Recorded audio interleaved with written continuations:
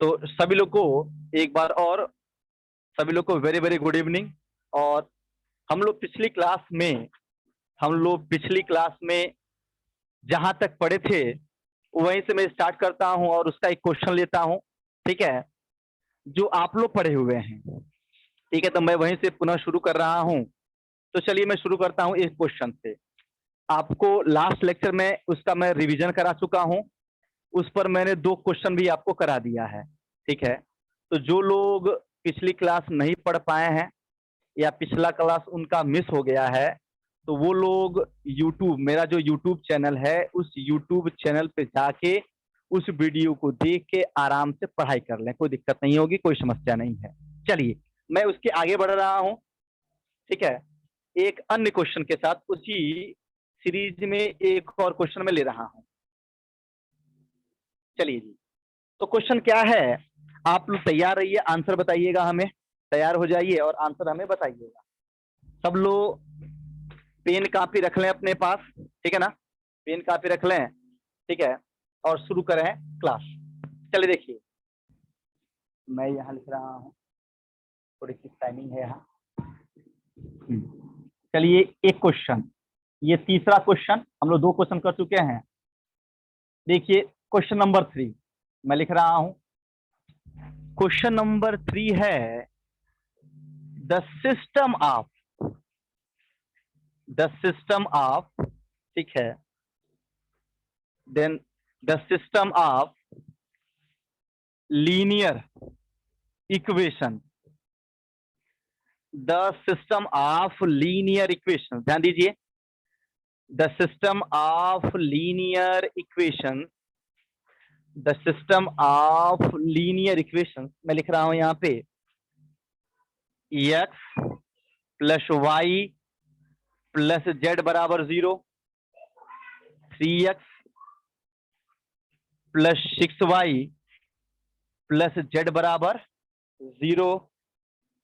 यहां पे है अल्फा एक्स और plus 2y plus Z, 2y plus z बराबर 0। ठीक है ना, हैज रखता है, हैज इनफाइनाइट, ठीक है ना, number of solution, solution if alpha is, यहाँ एक अल्फा फंसा दिया गया ना भाई, देखिए अल्फा एक फंसा दिया गया है। अल्फा इज क्या, ये इक्वल टू अल्फा किसके बराबर है, ये आपको निकाल के हमें बताना है। तो कल 2 क्वेश्चन की बात तो हो गई थी लास्ट लेक्चर में, हम लोग बात कर रहे हैं तीसरे क्वेश्चन की तरफ। ठीक है, तो चलिए उम्मीद है आपको ये क्वेश्चन समझ में आ रहा होगा। ये होगा 7/5, ये है 5/7 और ये हमारा है 5। फटाक से आप लोग आंसर बताइए। हाँ जी, आप लोग आंसर बताइए जरा फटाफट। कल हम लोग बात किए थे इसके, उम्मीद है कि आप लोग बता सकते हैं इसमें क्या है। ये देखिए वर्ड लिखा गया है इनफाइनाइट सोल्यूशन। वर्ड क्या है, इनफाइनाइट सोल्यूशन। ठीक है, यानी हमारे पास क्या है, ये सिस्टम ऑफ इक्वेशन है। और कैसा इक्वेशन है, होमोजीनियस है। होमोजीनियस का मतलब क्या है कि राइट हैंड साइड सब क्या है, 0 है। राइट हैंड साइड सब क्या है, 0 है। राइट हैंड साइड का पार्ट 0 है। कन्फर्म है। तो जब याद करिए, जब सिस्टम के पास इनफाइनाइट सॉल्यूशन होता है, जब सिस्टम के पास इनफाइनाइट सॉल्यूशन होता है तो डिटरमिनेंट क्या होगा, 0 हो जाता है। कुछ नहीं करना, डिटरमिनेंट 0 कर दीजिए और इसमें अल्फा क्या है, अननोन है, वो हमारे पास क्या वही निकलेगा, आंसर आ जाएगा। किशन जी जरा एक बार और आप देखिए आंसर को। बहुत लोग आंसर आ रहा है भाई 7/5, 7/5। ज्यादातर लोग आंसर क्या दे रहे हैं, 7/5 दे रहे हैं। क्लियर है, बी आंसर दे रहे हैं ज्यादा लोग। किशन जी एक बार आप ट्राई करिए, बाकी लोग भी। कौशल जी ठीक चल रहा है। सपना जी अच्छा सेकंड ऑप्शन, चलिए ठीक है, वेरी गुड वेरी गुड, समझ में आ रहा है ना, कल ही वाला क्वेश्चन है। ठीक है, तो इसके पास क्या होगा, इनफाइनाइट सोल्यूशन होगा। और इनफाइनाइट सोल्यूशन होने का मतलब है कि डिटरमिनेंट क्या हो जाए, 0 हो जाए। ठीक है, तो लिखा जाएगा फॉर क्या, इनफाइनाइट सोल्यूशन।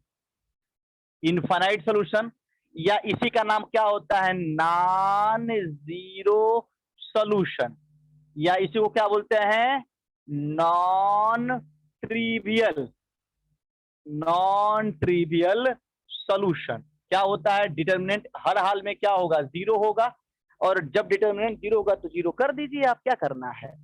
तो इसका डिटर्मिनेंट निकालेंगे तो दिस सिंप्लाई क्या होगा, ये वन, ये वन, ये वन, ठीक है ना, यह 3 6 और ये 1, ठीक है, अल्फा ये 2 ये 1, इसका डिटर्मिनेंट क्या होगा भैया, जीरो होगा। अब सिंपल सा हाई स्कूल का क्वेश्चन का हो गया, ठीक है ना। तो इसका डिटर्मिनेंट क्या होगा, करेंगे तो एक गुणा क्या होगा, इसको इसको छोड़ेंगे 6 और -2, ये हो गया 6 -2 -1 इंटू क्या होगा, इसको छोड़ेंगे इसको छोड़ेंगे, यह 3 माइनस क्या होगा, अल्फा प्लस इसको छोड़ेंगे इसको, इक्वल 6 - 6 लैम्डा, 6 माइनस क्या होगा, ये 6 अल्फा बराबर 0। तो यहां से क्या होगा, ये 4 हो जाएगा, इसका इसमें गुणा करेंगे -3 होगा, प्लस ये अल्फा होगा, प्लस 6 होगा, -6 अल्फा बराबर 0 होगा। तो यहाँ से अल्फा जोड़ लीजिए 4, ठीक है ना, और ये क्या होगा 6, 10 हुआ, 10 में से 3 चला गया 7 हो गया, 7 उधर भेज दीजिए तो -7 होगा, ठीक है। तो अल्फा कितना हो गया, ये होगा हमारे पास अल्फा -6 अल्फा, ये हो गया 7 बाई क्या हो गया 5। तो अल्फा की वैल्यू कितनी निकल गई, 7/5। तो मैक्सिमम लोगों का आंसर, लगभग सभी लोगों का आंसर क्या था, बी था। तो मुझे उम्मीद है कि ये बात अब आपको स्पष्ट हो गई होगी, ठीक है। तो देखिए, तो इसमें करना क्या है, कल का देखिए कुछ लोग पूछ रहे थे कॉन्सेप्ट इसका, तो आप जो पीछे का वीडियो है, जो लोग पूछ रहे हैं पीछे कैसे हुआ है, तो आपसे रिक्वेस्ट है कि आप कल की जो वीडियो है उस वीडियो को आप एक बार देख लीजिए, जो यूट्यूब चैनल मैंने आपके लिए बनाया है, आप प्लीज उस पे जाके आप आराम से देख लीजिए, उस पर आपको मिल जाएगा। पिछला जो इसके जस्ट पहले वाला वीडियो है, उस वीडियो में आपको मिल जाएगा, ठीक है ना। तो ये आप जरूर कर लीजिए, बिल्कुल हो जाएगा जी, बिल्कुल। उसके बाद भी अगर आपको समस्या आती है तो हम हैं, निश्चिंत रहिए।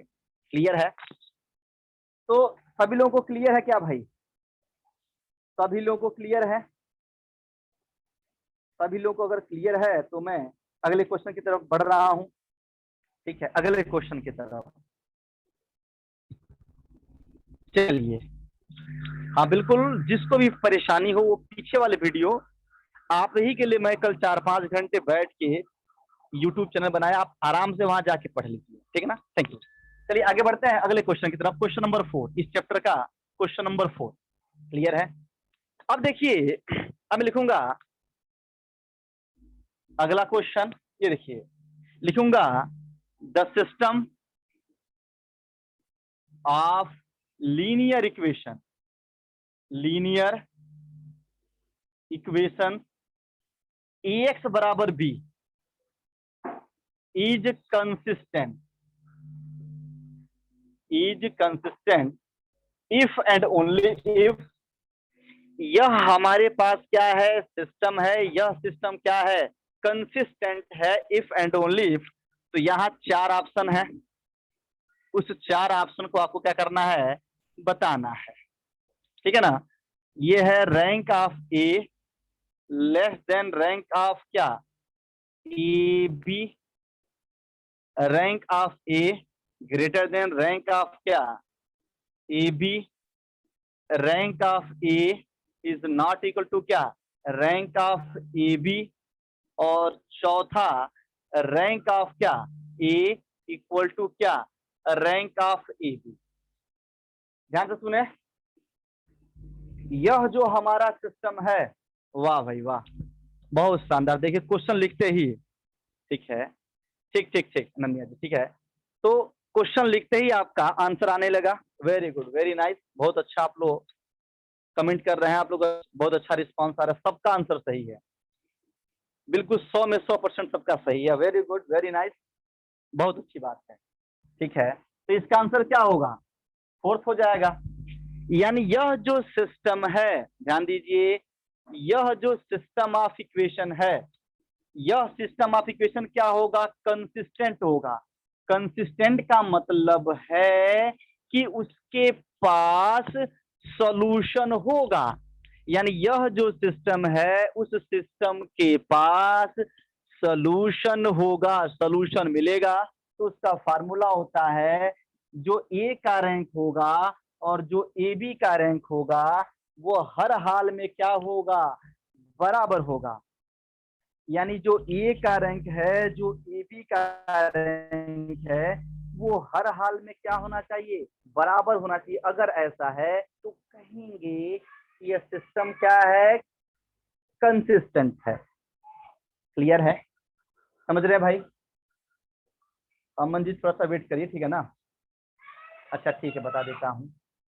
तो अगर ऐसा है तो हम सीधे बोल देंगे। चलिए एक क्वेश्चन जो आप लोग का डिमांड है उस डिमांड पे कर देता हूं। रैंक पे एक क्वेश्चन, आप लोग रैंक नहीं समझ में आ रहा, एक क्वेश्चन लेके मैं आपको समझा देता हूं। चलिए एक क्वेश्चन लेके मैं आपको बता देता हूं। अमन जी, अनन्या जी, घबराइए नहीं, बिल्कुल आप निश्चिंत रहें, जरूर बताऊंगा। ठीक है, चलिए एक क्वेश्चन बना देता हूं। चलिए एक क्वेश्चन मैं बना देता हूं, ध्यान दीजिए।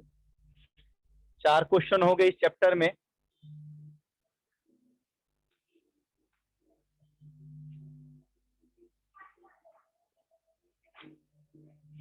ध्यान दीजिएगा, जो आपके यहाँ ऑब्जेक्टिव पेपर होने वाला है उसमें 75 क्वेश्चंस आएंगे और आपको 50 क्वेश्चंस करने हैं। क्लियर है? 50 क्वेश्चन क्या है, करने हैं। तो आपके लिए काफी बेनिफिशियल रहेगा, काफी अच्छा रहेगा आपके लिए। तो दिक्कत आपको बिल्कुल नहीं होगी। चलिए चलिए क्वेश्चन कराई देते हैं रैंक पे। चलिए रैंक पे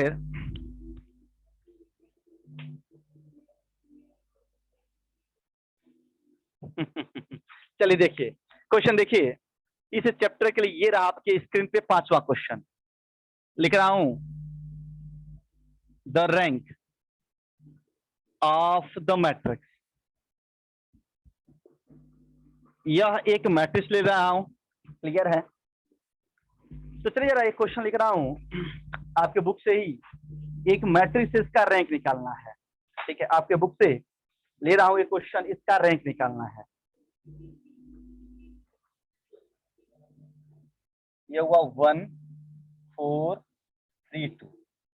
भाई पूछ सकता है वो रैंक 1 2, ये क्या है 3 4, ठीक है 2 6, ये हो गया 7 और 5। The rank of the matrix this, यह मैट्रिक्स का रैंक आपको बताना है।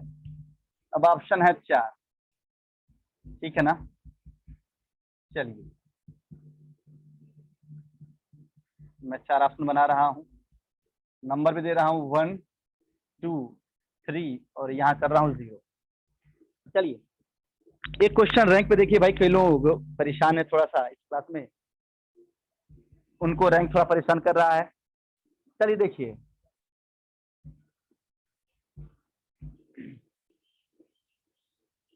हाँ तो देखिए रैंक कैसे निकालते हैं, ध्यान दीजिएगा रैंक निकालने का तरीका।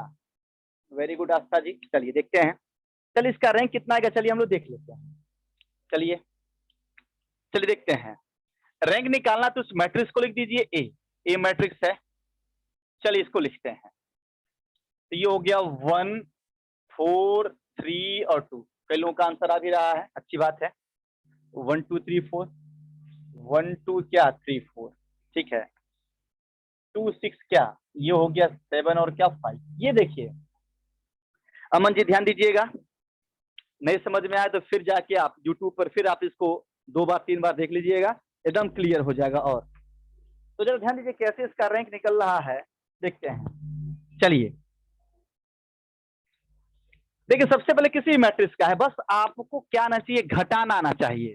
ध्यान दीजिए आपको केवल और केवल घटाना आना चाहिए। सौम्य जी थोड़ा वेट करिए, अभी आएगा आंसर, तो थोड़ा वेट करिए। देखिए कैसे आपको केवल घटाना आना चाहिए, कैसे घटाना देखते हैं।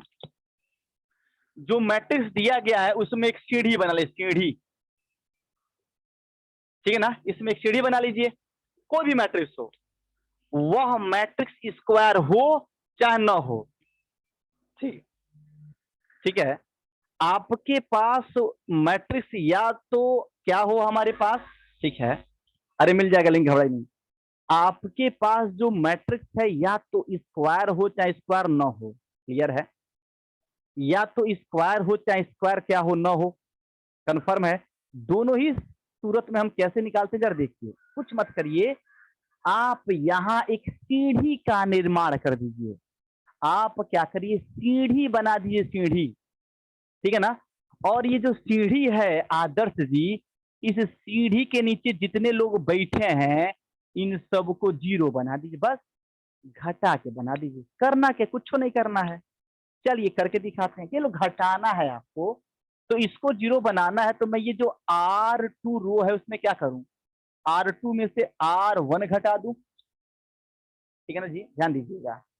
उसी तरह ये जो इसको जीरो बनाना, ये R3 है, तो मैं क्या करूं, यहाँ 2 है यहाँ 1 है ना, तो ये R3 माइनस क्या कर दूं, 2R1 कर दूं। क्यों भाई, इसको जीरो बनाना तो R2 माइनस R1 कर दिए हैं, समझ रहे हैं, इसको जीरो बनाना तो R3 माइनस 2R1 कर दिए हैं। चलिए देखते हैं अब क्या आएगा। तो जो नया मैट्रिक्स बनेगा वो इक्विवेलेंट होगा, वही मैट्रिक्स तो रहा नहीं, तो जो नया मैट्रिक्स होता है इक्विवेलेंट मैट्रिक्स होगा।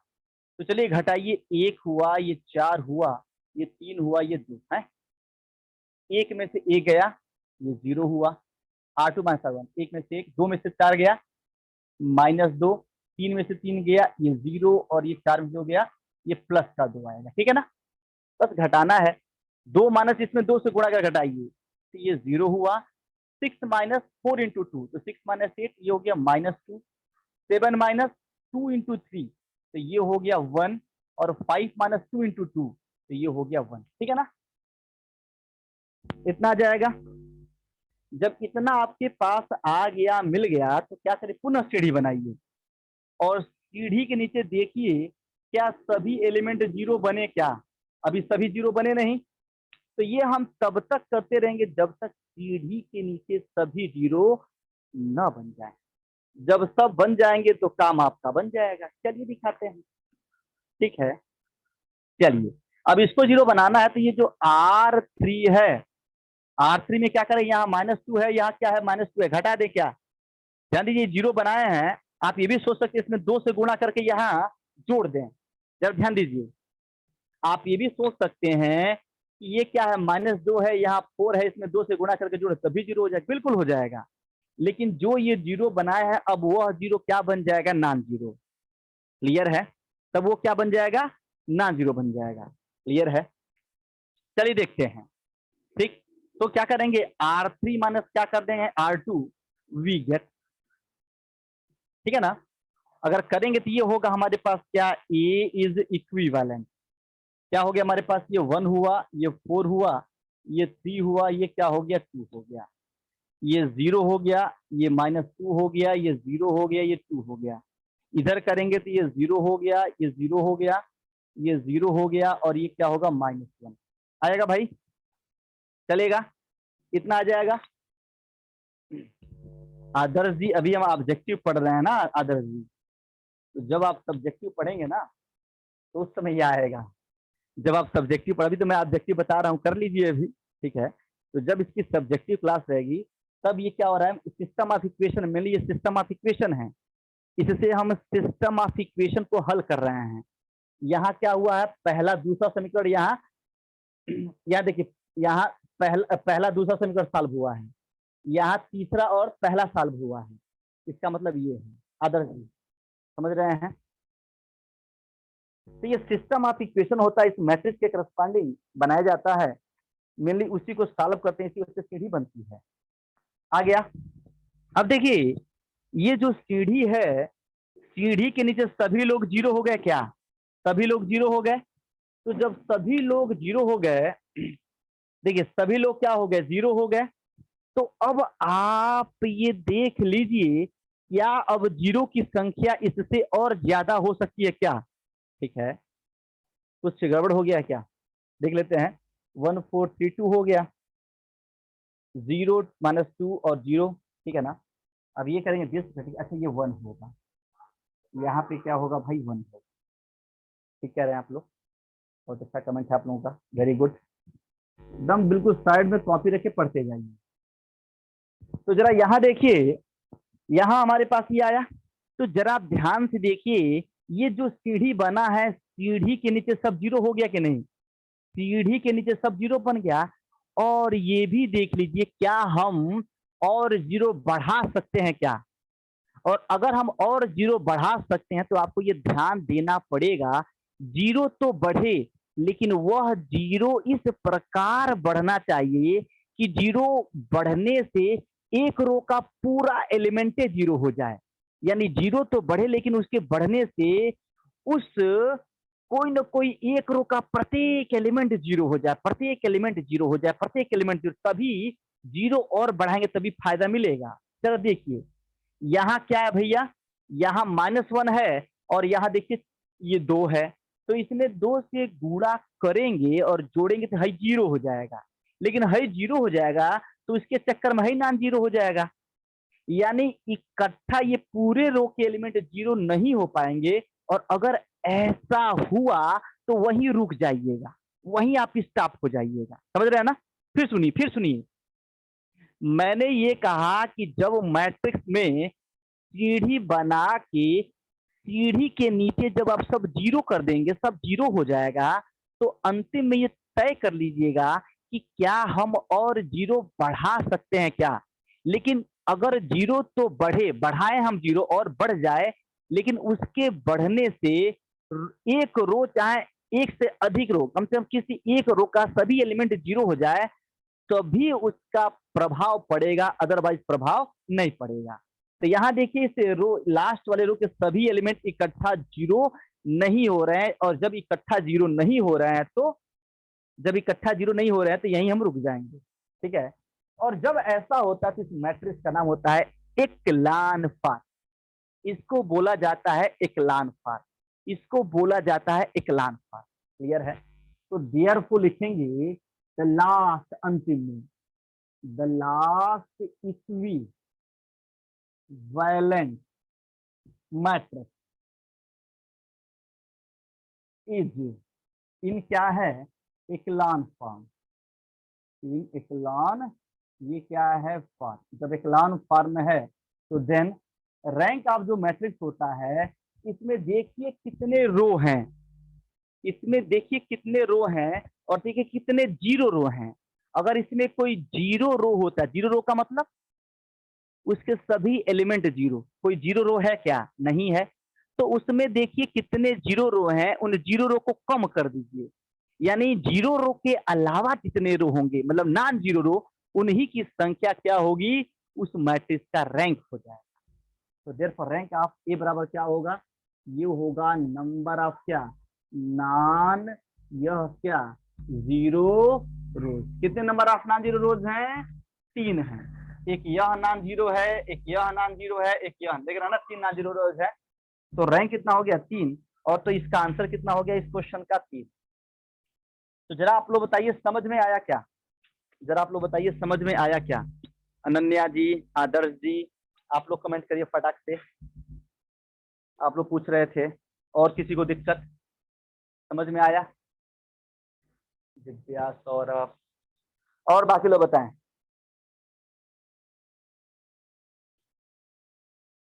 अब आ गया ना? सूर्यांशु जी ठीक ठाक है सब? आदर्श जी डिस्कनेक्ट हो गया था, कोई बात नहीं।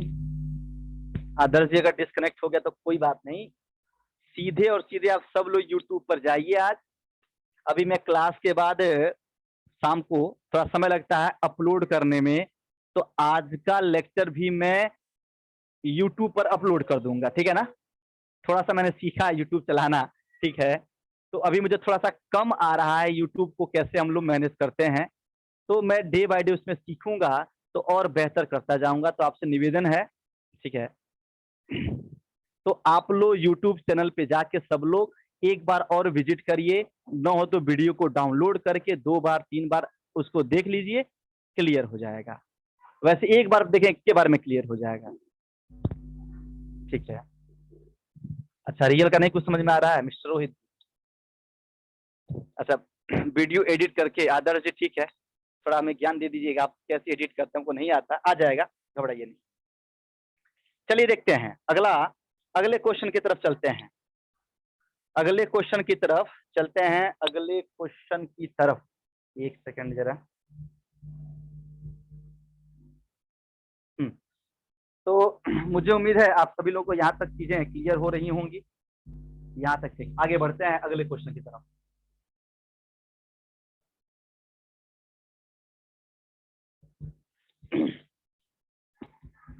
तो धीरे धीरे मुझे उसको मैनेज करना जाएगा, ठीक है ना। देखिए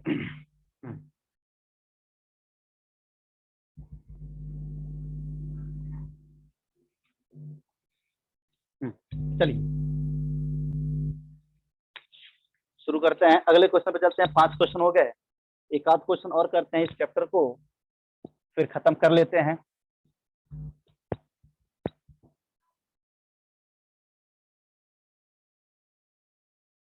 अगले क्वेश्चन पे चलते हैं।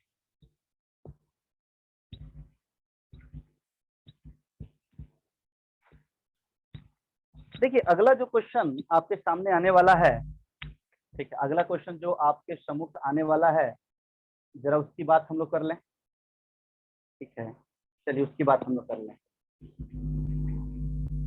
तो जितने क्वेश्चन हो सकते हैं मैं आपको करा दे रहा हूं, जिससे कि आप चीजों को आसानी से कर पाए, ठीक है।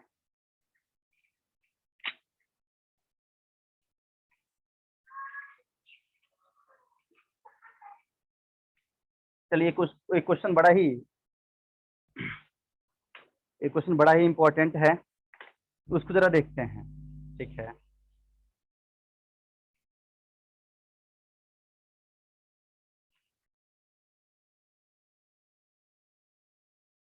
तो अगला क्वेश्चन नंबर 6 इस चैप्टर के लिए, देखिए मैं लिखूंगा, ऐसे लिख दूं, for what values of lambda, forward values of lambda, the system of forward values of lambda, the system of the system of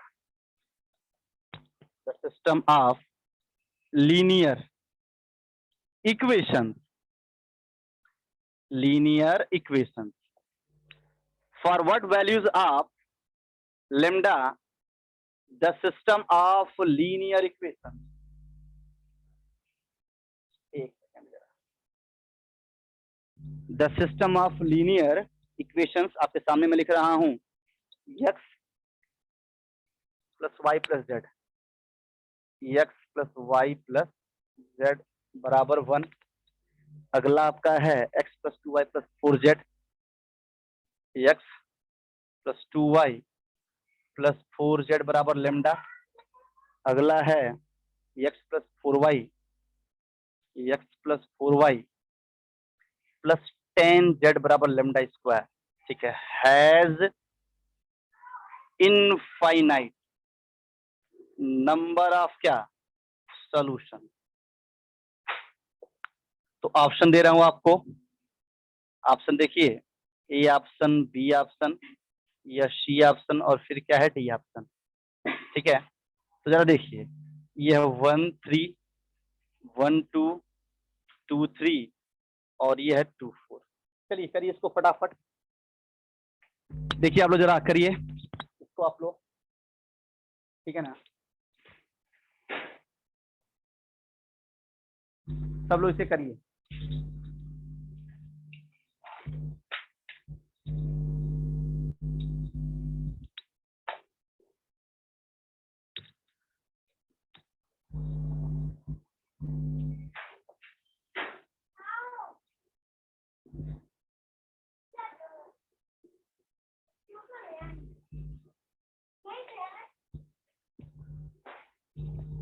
हाँ जी, सब लोग जरा इसे करें।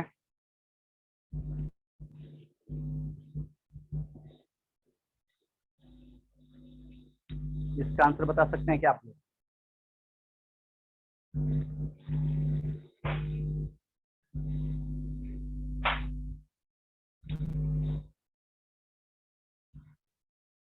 चलिए अच्छी बात है, आंसर आपके अच्छे आने लगे, वेरी गुड, चलिए बढ़िया है।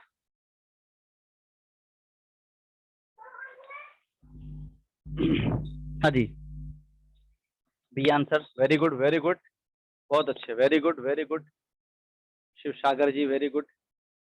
ठीक है, तो मैंने ये कहा कि ये जो सिस्टम है, ये जो हमारे पास सिस्टम है, इस सिस्टम के पास, यह जो सिस्टम है, इस सिस्टम के पास क्या चाहिए?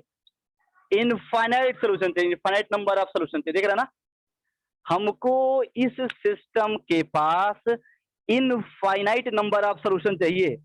और कल का लेक्चर जो आप देख सकते हैं पुनः, उस लेक्चर में अगर आप देखें, कल आप देखे होंगे, तो कल 3 केस था। एक केस ये था कि रैंक ऑफ ए, यानी रैंक ऑफ ए अगर क्या है, not equal to rank of A B. अभी पीछे भी क्वेश्चन किए हैं इसके ऊपर।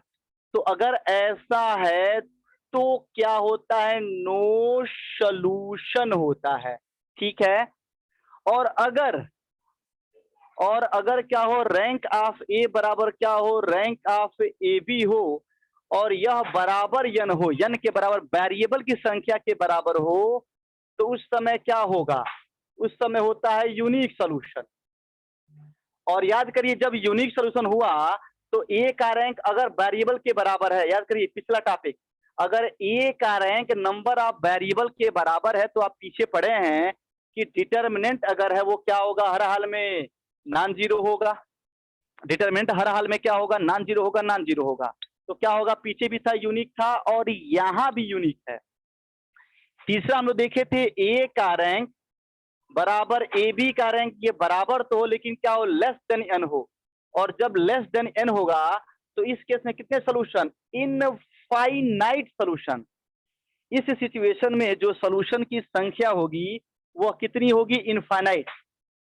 और जब इसकी संख्या इनफाइनाइट होगी, जब इसकी संख्या इनफाइनाइट होगी, देखिए ए का रैंक अगर वेरिएबल के बराबर है तो डिटरमिनेंट पिछले टॉपिक में पढ़े हैं, अभी हम क्वेश्चन किए हैं कि अगर ए का रैंक वेरिएबल से बराबर है तो डिटरमिनेंट नॉन जीरो होगा, और ए का रैंक वेरिएबल से कम है तो उस केस में डिटरमिनेंट क्या होगा? यह जीरो होगा। कल ही वाला तो है, पिछला लेक्चर ही तो चल रहा है, वही तो हो गया। यह बराबर तो इसलिए आया कि सोल्यूशन मिले। तो आप क्या करिए, यहाँ जो मैट्रिक्स है उसका डिटरमिनेंट जीरो कर दीजिए। इनफाइनाइट का तो डिटरमिनेंट क्या आएगा?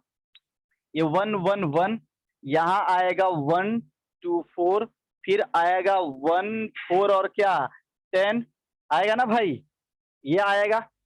हमारे पास डिटरमिनेंट क्या होगा? जीरो। फिलहाल इसमें लेमडा नहीं है, एक तो ये दिमाग में बैठा लिए, एक तो हमारे पास क्या होगा? डिटरमिनेंट जीरो होगा, लेकिन इस डिटरमिनेंट में देखिए लेमडा नहीं आ रहा है, तो आपको क्या करना होगा? ए बी लेना होगा। ठीक है, आपको क्या लेना होगा? A B A B A B. Suppose करिए किसी क्वेश्चन को करते समय इसमें लेमडा आ जाता, नहीं एक्स वाई जेड के कोफिशिएंट में कहीं लेमडा आ जाता, कोफिशिएंट में कहीं लेमडा आता, तो डिटरमिनेंट जीरो करते ही आंसर आ जाता, डिटरमिनेंट को जीरो करते ही आंसर आ जाता। दिमाग में बैठाइए। फिलहाल अब यहां देखिए कि इसका मतलब क्या हुआ? रैंक ऑफ ए बराबर रैंक ऑफ ए बी और लेस देन एन हो।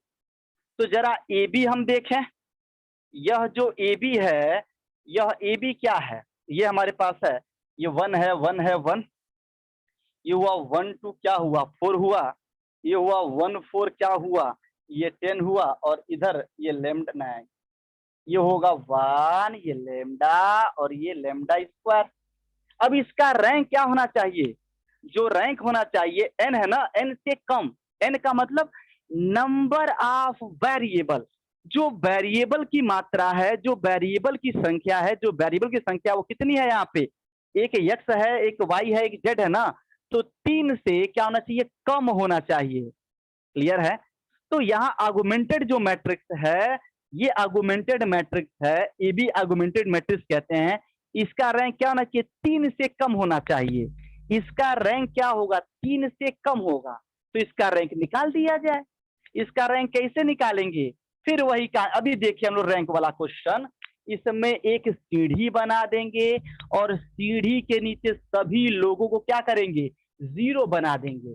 तो मुझे उम्मीद है समझ रहे होंगे, तो मैं डायरेक्ट करके दिखाता हूं आपको। तो ये होगा इक्विवेलेंट टू, क्या होगा, थोड़ा यहीं पे कर दूं, तो मैं इसको थोड़ा इधर करके लिखता हूं जी, थोड़ा जगह उधर कम है। तो ये हुआ इक्विवेलेंट टू, क्या होगा, ये 1 1 1 और ये हो गया 1, ठीक है ना जी। तो ये क्या करिए, ये 0 बनाना, तो R2 में से R1 घटा दीजिए, तो ये 0 हो गया, 2 में से गया 1 हो गया, ये 3 हो गया, और ये लेमडा -1, इसको घटाएंगे तो ये 0 हो गया, ये 3 हो गया, और ये 9 हो गया, और ये होगा लेमडा स्क्वायर माइनस ये 1, ठीक है ना। फिर सीढ़ी बनाएंगे, फिर क्या करेंगे, सीढ़ी बनाएंगे, सीढ़ी को बनाएंगे। तो ये हो गया हमारे पास सीढ़ी बना। अब इसको 0 बनाना है, तो कैसे बनाएंगे, यह 3 है, यह 1 है, तो 3 माइनस इसमें 3 से गुणा करके घटा दें क्या, तो घटाइए, ठीक है। क्या हो गया अंजलि जी, यूट्यूब क्या बताइए। तो अगली बार अगर हम करेंगे तो ये क्या आएगा, अगली बार करेंगे तो ये हमारे पास क्या आएगा, आप घबराइए ना, हमें इसको वीडियो रिकॉर्ड हो रहा, आपको यूट्यूब पे ये मिल जाएगा, ठीक है ना, यूट्यूब पे मिल जाएगा, आप जाके देख लीजिए क्या अंजलि जी, परेशान ना होइए। तो ये हो गया हमारे पास क्या, 1 1 1, ये हो गया 1, ठीक है ना। अब इसको 0 बनाना है, बाकी वैसे रहेंगे 0, ये 1, ये 3, ये लेमडा -1, इसको करेंगे 3 से गुणा करके घटाएं, तो ये होगा भैया 0 ई हो जाएगा, 0 ई 0 हो जाएगा, ठीक है ना।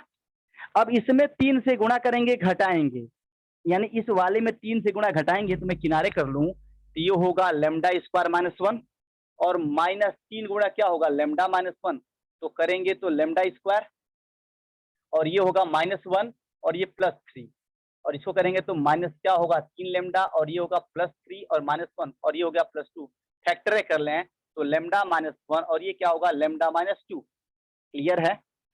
तो ये हो गया हमारे पास फाइनली क्या, लेमडा -1, और ये क्या होगा फाइनली, ये हो गया लेमडा -2, आया, कन्फर्म है, ये हमारे पास आया। हाँ सुन लीजिए, देखिए बस थोड़ा सा और, तो यहाँ देखिए, अब इस मैट्रिक्स का रैंक निकल गया, इस मैट्रिक्स का जो रैंक था वो हम ऑलरेडी निकाल लिए हैं, ठीक है ना। इस मैट्रिक्स का जो रैंक है, इस मैट्रिक्स का जो रैंक है वो निकाल चुके हैं। रैंक कितना है इसका, अगर देखिए, अगर आप ध्यान से देखिए, ध्यान से, चलिए दिखाते हैं आपको। देखिए ये जो मैट्रिक्स है, इस मैट्रिक्स का रैंक कितना है, इस मैट्रिक्स ए का रैंक कितना है, 0 रो को कम कर दीजिए, जो 0 रो उसको कम करिए, 0 रो कितना है हमारे पास, एक ये हो गया, एक ये हो गया, एक ये हो गया ना, तो आप क्या करिए, इस 0 रो को कम कर दीजिए। देखिए लास्ट वाला ये क्या है, ये हमारा ऑलरेडी क्या है, 0 रो है, ये हमारा क्या है, 0 रो है, इस 0 रो को हटा दीजिए, तो मैट्रिक्स ए का रैंक कितना है, 2, तो मैट्रिक्स ए बी का भी रैंक क्या होना चाहिए, 2 होना चाहिए, कन्फर्म है, ए बी का भी रैंक। तो हमको यहाँ क्या चाहिए, इनफाइनाइट नंबर ऑफ सोल्यूशन चाहिए, इनफाइनाइट सोल्यूशन क्या चाहिए, इनफाइनाइट सोल्यूशन चाहिए, यहाँ पे सोल्यूशन क्या चाहिए, इनफाइनाइट चाहिए। तो ए का रैंक और ए बी का रैंक क्या हो, बराबर भी हो, वेरिएबल से कम हो, तो ए का रैंक तो 2 है, तो ए बी का भी रैंक 2 होना चाहिए, और अगर ए बी का रैंक अगर 2 हुआ, तो इसमें एक पूरा का पूरा रो 0 होना पड़ेगा, और जब 0 होगा तो हमारे पास क्या होगा, लेमडा -1, लेमडा -2, यह भी 0 होगा, और जब लेमडा -1 और लेमडा -2 अगर 0 होगा, तो इंप्लाई करेगा लेमडा बराबर क्या होगा, 1, 2, और यही आपका आंसर हो जाएगा। फिर सुनिए, फिर एक बार और देखते हैं, जरा बताइए समझ में आया क्या ये बात, हाँ जी, जरा बताइए समझ में बात आई कि नहीं आई, जरा आप लोग कमेंट करिए, समझ में बात ये आई, यही बस एक लाइन समझना है, बस एक लाइन। आदर्श जी समझ में आया, संजीव जी क्लियर चल रहा है, रोहुल जी ठीक है, सोनी जी ठीक चल रहा है ये, ठीक है ना, कोई दिक्कत, फिर एक बार समझ लीजिए, ए का रैंक कितना यहाँ है, ए का रैंक यहाँ 2 है, और सोल्यूशन होने के लिए जरूरी है कि ए का रैंक और ए बी का रैंक बराबर हो, तो ए का रैंक अगर 2 है तो ए बी का भी रैंक क्या होना चाहिए, 2, तो ए बी में भी क्या होगा, एक पूरा रो क्या होगा, 0 होगा, तो यह जीरो करेंगे, जैसे ही जीरो करेंगे तो लेमडा की वैल्यू आंसर। क्लियर है? कोई समस्या समझ में आ रहा है? कहीं भी कोई दिक्कत? ठीक है, तो ये हमारे पास क्या था इस चैप्टर के लिए? छठा क्वेश्चन था। इस चैप्टर के लिए क्या था? ये छठा क्वेश्चन था। चलिए एक आध क्वेश्चन मैं लिख देता हूं, आप क्या करिएगा, इसको घर पे कर लीजिएगा, आपके लिए होमवर्क रहेगा। ठीक है, इसको आप खुद कर लीजिएगा।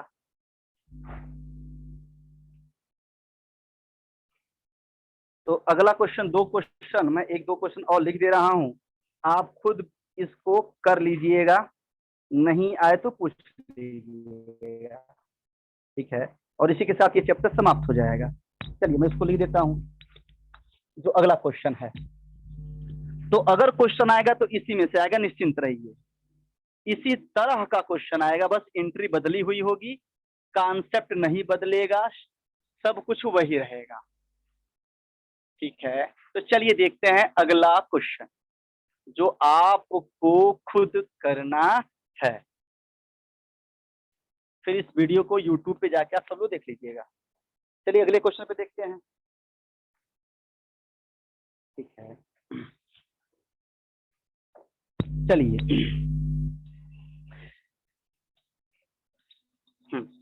चलिए देखते हैं अगला। 6 क्वेश्चन थे, कितने क्वेश्चन हो गए थे? क्वेश्चन की जो संख्या थी वो हो गई थी हमारे पास 6। 7वां क्वेश्चन आप खुद करिएगा, 7वां क्वेश्चन। ठीक है, 7वां ये है, the system of equation, the system of क्या? इक्वेशन। इस सिस्टम ऑफ इक्वेशन है एक्स प्लस वाई प्लस ये हो गया जेड बराबर 1। अगला है 2x plus 3y, 2x plus 3y minus Z बराबर ये 5 है, ये हमारा 5 है।